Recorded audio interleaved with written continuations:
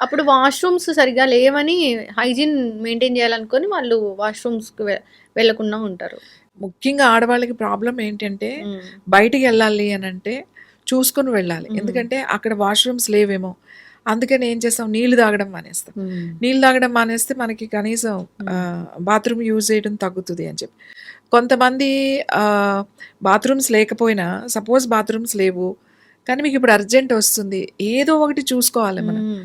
వెళ్ళాలి. అంతేగాని దాన్ని ఎంతసేపు ఆపుతారు? అవును. ఈ ఆపడం అలవాటయ్యి ఆల్రెడీ యూరిన్ ఇన్ఫెక్షన్స్ అనేవి స్టార్ట్ అవుతాయి. హ్మ్. తర్వాత ఏదో ఒక పాయింట్‌లో హ్మ్. మీరు ఎక్కడ ఎళ్ళలేని పరిస్థితుల్లో ఇంకా అంటే 2 అవర్స్, 1 అవర్, 3 అవర్స్ ఆపడం అంటే హ్మ్. నీ ఆ బాడీని డిస్టర్బ్ చేయడం కదా! హ్మ్. అంతసేపు ఎట్లా ఆపుతావు నువ్వు?